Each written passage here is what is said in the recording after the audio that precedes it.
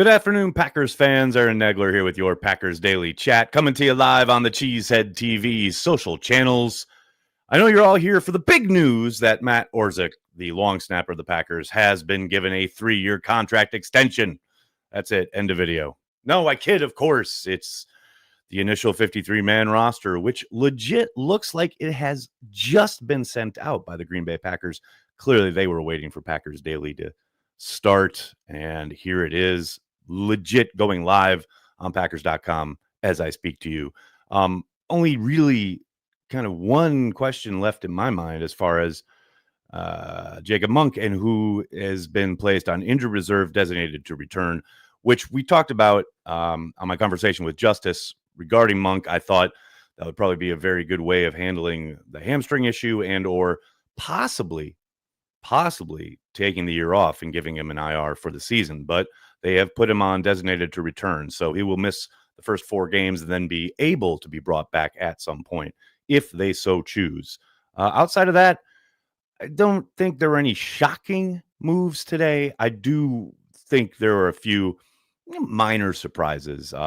Clearly, Isaiah Simmons and Mecole Hardman both being released. Maybe outside chance that Hardman gets brought back after week 1 so that they don't have to pay his fully guaranteed salary, though I suspect he'll sign with somebody prior to that. And then I think Kalen King was a bit of a surprise. I thought he had a really good summer, played some really good ball, but I do think he gets caught in a positional thing where he's run primarily in the slot, not exclusively, but mostly as a slot guy, and they have a number of slot guys already in their cornerback room. But overall, it's not a shocking kind of 53-man roster, right? When you look at almost every position group fell the way I think most people expected it to.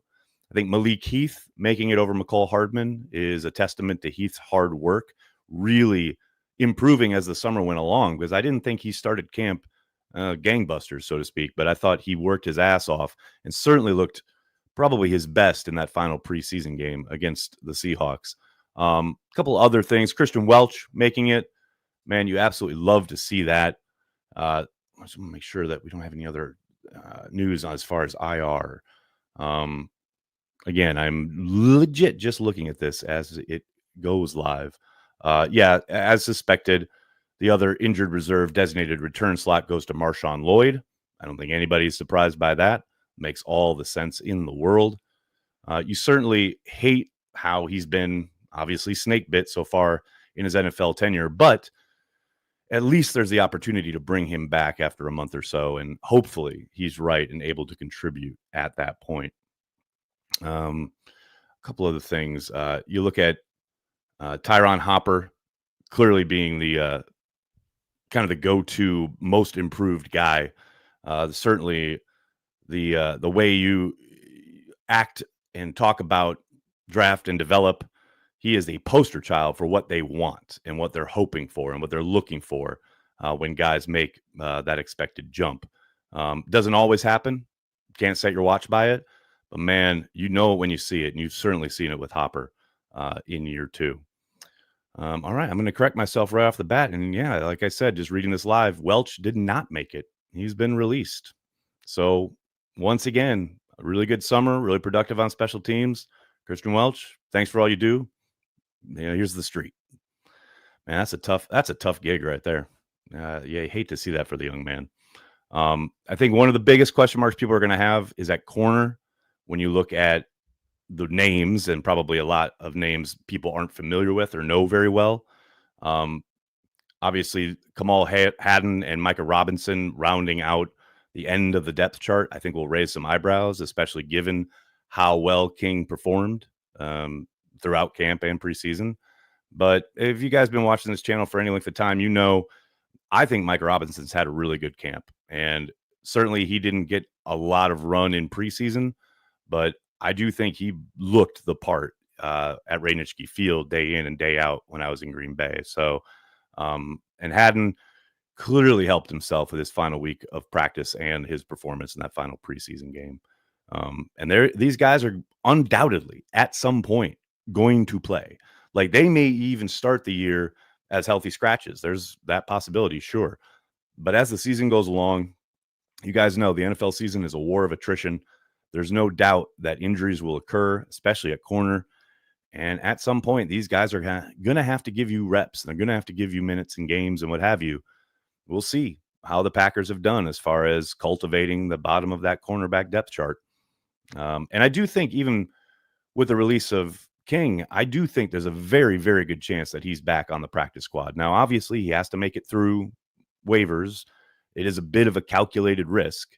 But there's absolutely, I think, a very, very good chance that he is playing for the Packers this year at some point, given that they will put him back on the practice squad and will undoubtedly call him up on game day as a weekly call-up throughout the season at different points. So just because you're off the roster today doesn't mean you can't be back tomorrow. We'll see what happens over the course of the next kind of 24, 48 hours. But again, not a ton of shocking moves, no real monster surprises. I do think there were a few small surprises, but nothing earth-shattering. I think this went about as well as you thought it would and about the way you thought it would. Hello, everybody in the comment section. So good to everybody mixing it up. Before I get to your questions and comments, got to give a shout out to our good friends over at Ticket King.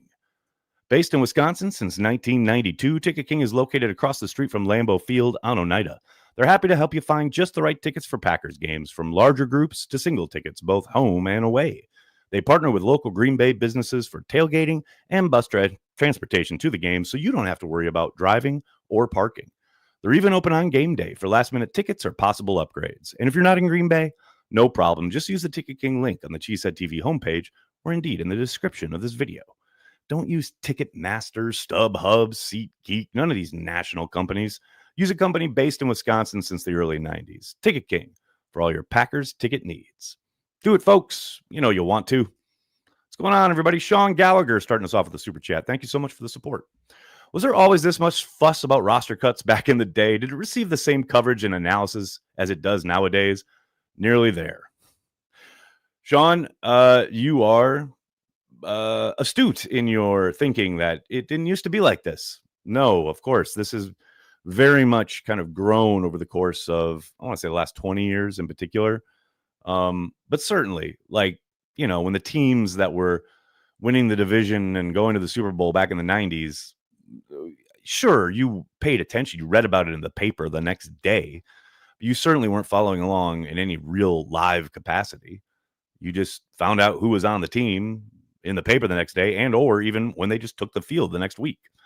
But yeah, man, you know, it's the NFL has created itself into a 365 going concern, including every bit of its operation, whether it is a roster construction, which we follow all through the offseason, right? I mean, hell, look at the buildup for the draft, which is literally just picking players. You know, I don't begrudge anyone who's obsessed by it. I love it. I love that they follow along. Certainly, we have a roster tracker on cheeseheadtv.com for that very purpose. I'm with you. I think it's a little overblown, but at the same time, you know, there's interest, and it allows something like Cheesehead TV to even exist. So I appreciate the interest and the passion. But yeah, man, like, oh no, who this 6th or 7th corner didn't make the team. And I've seen people, and you know, it's always the usual suspects talking about what a terrible move it is, and what and bringing in Isaiah Simmons and Mecole Hardman and then cutting them is a terrible look for Goody. No, it's none of those things. It's just roster construction, and they took a look at some veterans who were really cheap and cost them next to nothing to bring in, work out, have on the team for a bit, and then decide, you know what, we got younger, better players that we can lean on instead. It's just like watching people in a lab. And that's what I always kind of, you know, equate a lot of this work to, especially during training camp and when they're trying things and working on things. Again, I get the interest, but man, not everything is a referendum. You know, not every transaction on the wire is doom and gloom or we're going to the Super Bowl. You know, it's just meat and potatoes roster construction. That's all it is. No more, no less. Raha, what's going on, man? Thanks for the super chat. Is it more concerning that Banks hasn't been able to stay on the field or that he hasn't been amazing when on the field? I don't know about hasn't been amazing. I don't need him to be amazing. I need him to block some dudes and make holes for the running backs and keep the quarterback upright. I think he had, a handful of bad snaps in that first preseason game, but I think he's had a ton of really good snaps in practice. As far as not being able to stay on the field, hard to say with any kind of certainty as far as how much of that is just trying to mitigate anything else happening and acquiescing to a vet who, clearly knows the game, knows what they're asking of him, and they don't want to risk further injury. So they're just keeping him on the sideline. I mean, that could be the approach, or it could be something very serious. We don't know, we'll get a better handle on that when we get our first kind of look in practice the week of the game, a week from now. And when we get our first injury report, which is a week from tomorrow, which is crazy to think about. But yeah, I'm not totally concerned about it yet, but it's certainly, disappointing that you have one of your prize free agents who can't seemingly stay on the field right out of the gate because he suffered a back issue on, I think it was the first padded practice. That's never a good feeling. Let's put it that way.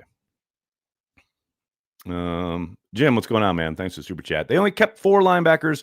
My guess is they send Savion to IR tomorrow and bring back Welch. Very much a possibility. That's what I just said. Like, just because you're not on the roster today doesn't mean you might not be on it tomorrow. And certainly that is a move they could make as far as putting Savion Williams on injured reserve. And then because he's already been on the 53, that enables them to bring him back because they get 8 total slots as far as designated to return, 2 of which obviously have now happened prior with the 2 exclusive IR to returns with Lloyd and Monk. He could very well, but again, it's hard to say with any certainty without knowing the severity of the injuries, but that's very much a realistic possibility. Simatovic, thanks for being a Care of the G Club member. How pumped are the girls for Taylor Swift? RIP to the Clifford Truthers. Hot take, Bo Melton will win us a game in the secondary this year. Go Pack Go. Then you got to add all the other stuff that I will never read out loud. Yeah, the girls are very excited. They both, 2 of the 3 both called me right after the news broke. I know the Violet texted me later about it, not immediately, but I heard from all 3 of them. And yeah, they're very excited. I'm really don't care, but hey, I'm very happy for Mr. and Mrs. Kelsey. The Clifford Truthers, they will live on forever, man. You can't kill a Clifford Truther. They exist, and you can nuke them from orbit and try and erase them, but they will always be with us. I know this because I know them. I literally know 2 people who are diehard Clifford Truthers. So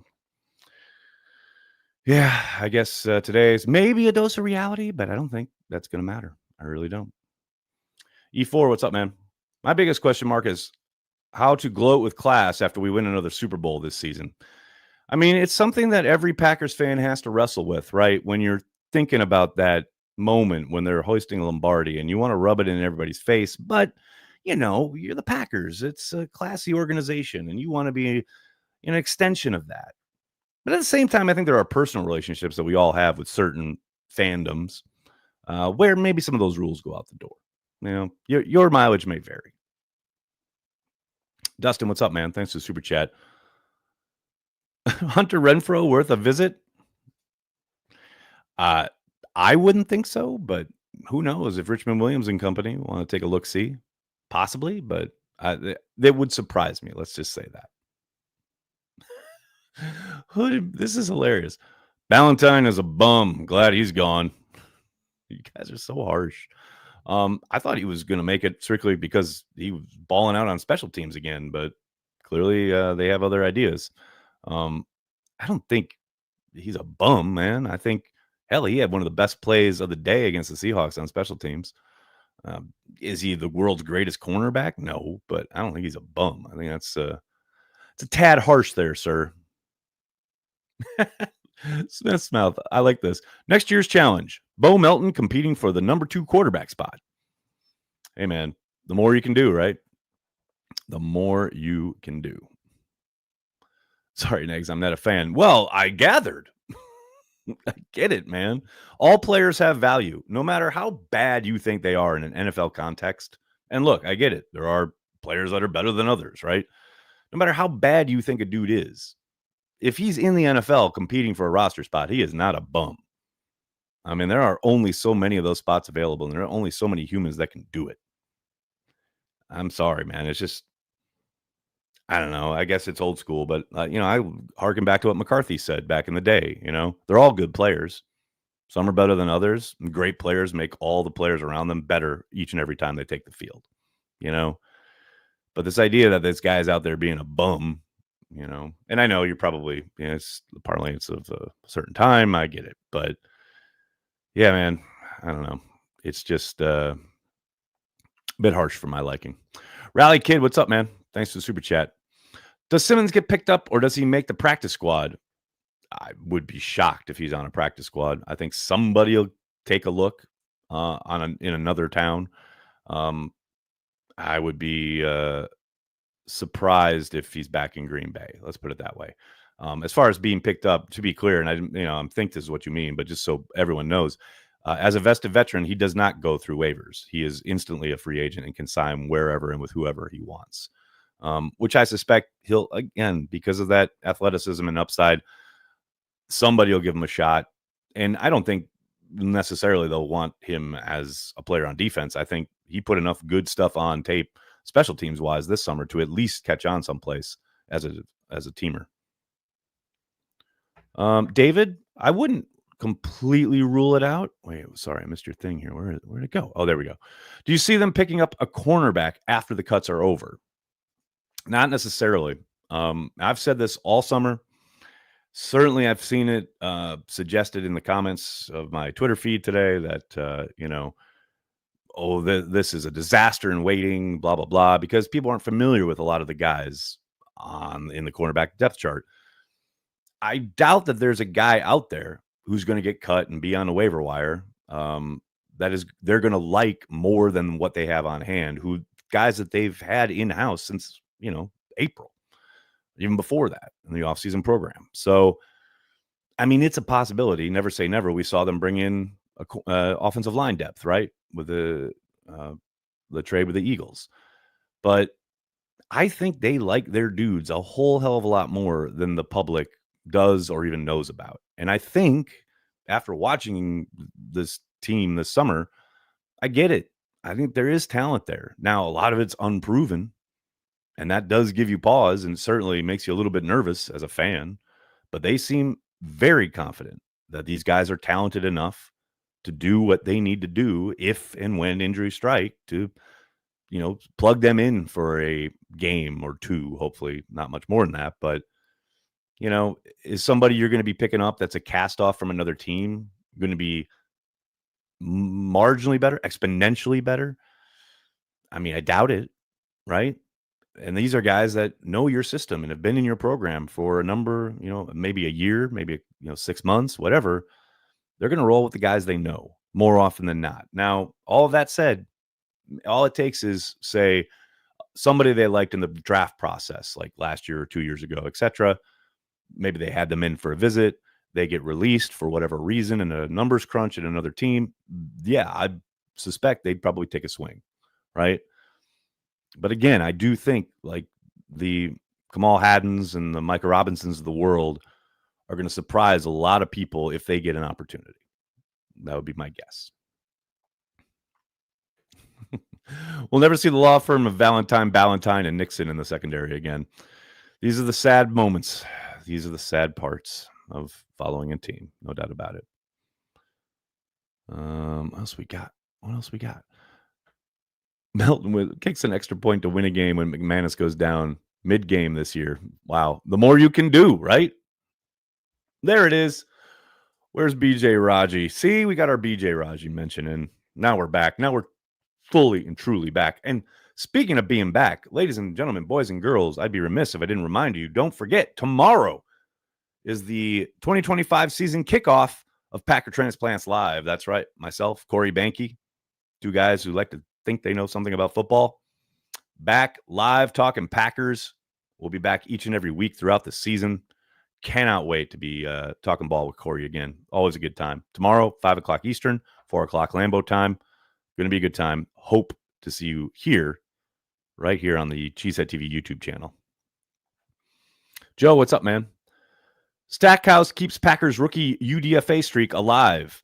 It does, because he will be most likely, now we got a ways to go, but most likely be on the roster heading into week 1. He's rostered and will be on the roster in week 1, which is the technicality that saves the entire streak, because they got Narv Dog last year, who obviously was not their undrafted guy, but they did pick him up, and then he was on their roster heading into week 1 and was their kicker, obviously down in Brazil, etc. And that's what kept that streak alive.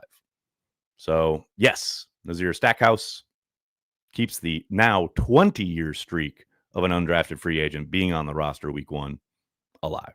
And look, he earned it, man. You guys probably heard my conversation with Justice about this. I understand he's limited, right? And he's got a ways to go as far as polishing his game at the NFL level. But he certainly gives you something no one else on that kind of defensive line does, as far as simply, obviously, his bulk and his ability in the run game.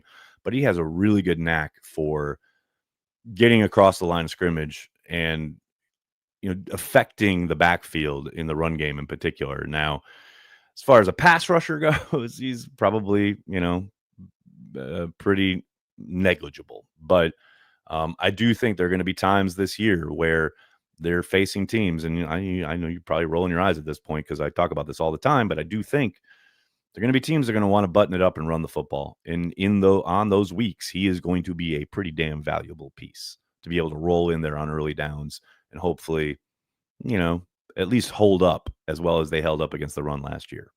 And I think that's a big part of why he's on the roster. Cheeto, what's up? We must remember most of us here run 42nd 40-yard dash. I mean, you're not wrong. You're not wrong. What else we got here, folks? FMCH, what's up? I think we could have a top 5 linebacker group with the guys we have. Thoughts? Today's jam on Cutdown Day. This is how it feels by Inspiral Carpets. Inspiral Carpets, good pull.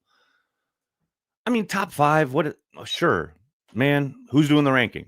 I just want them to be productive in this scheme, and I want them to be consistent. And if they can do that, you can rank them wherever you want. I just want them to be effective.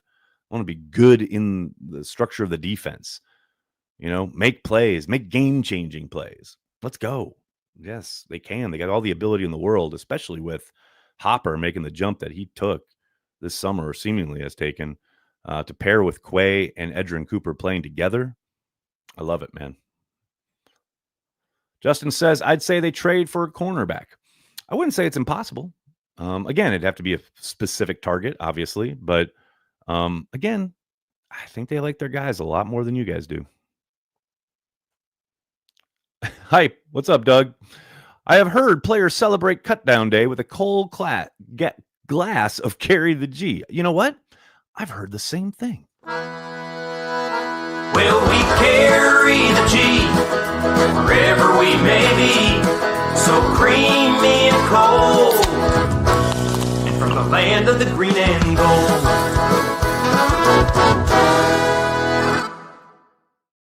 Any excuse to play the song. And speaking of Carry the G, do not forget, people, if you're going to be in the Green Bay area, if you're going to the game, the opener against the Lions, come on out Saturday night before the game for the first ever Cheesehead TV kickoff party. That's right, starting at 7 p.m. at the D2 Sports Pub, Armed Forces Drive, right across from Lambeau Field. Corey and I will be hanging out. They'll be Carry the G to drink, and then Motel Men will play at 9 o'clock. It's going to be a lot of fun. It's going to be a good time. Really hope you can all make it. If you're in town, please stop by. It's a free event, open to the public. Come on out. The night before the game, first ever kickoff party for Cheesehead TV. It's going to be a lot of fun. Hope you can all make it. What else we got here? I got time for a few more. What's going on, man? Mac and Cheese podcast raid. Oh my goodness. I don't even know what that means, but let's go. Let's freaking go. I'm glad Stackhouse made it. Me too.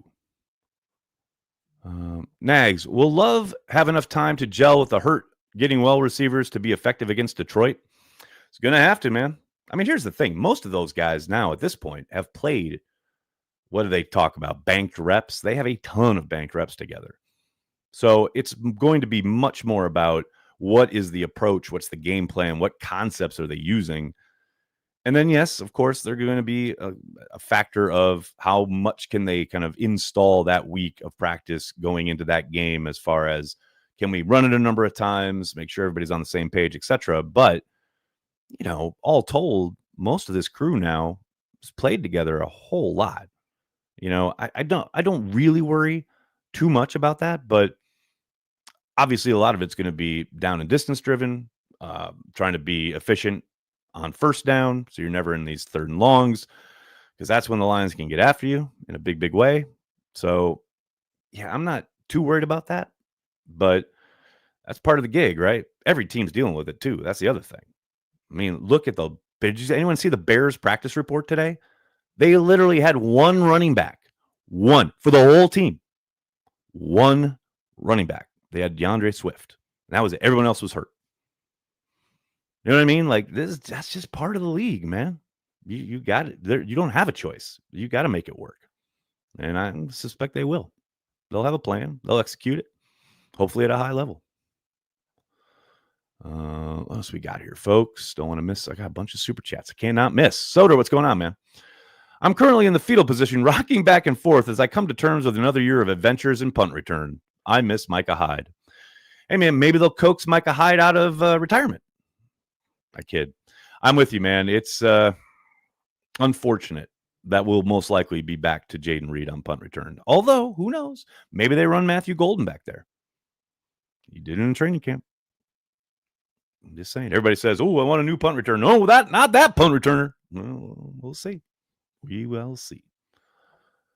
Menace, what's going on, man? There's loads of talent on the waiver wire today. I have criticisms with Goop, but this is where he shines. Lots of Campbells and Douglases out there.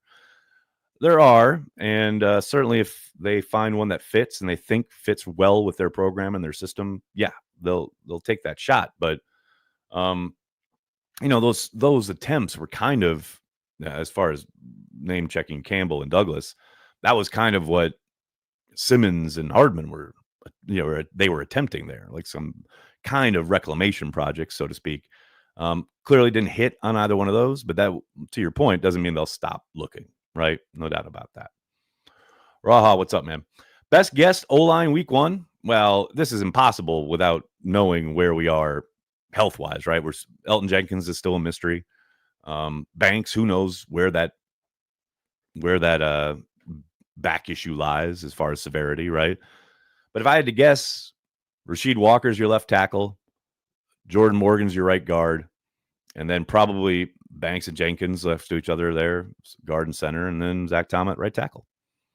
And then Sean Ryan, unfortunately, is on the sideline.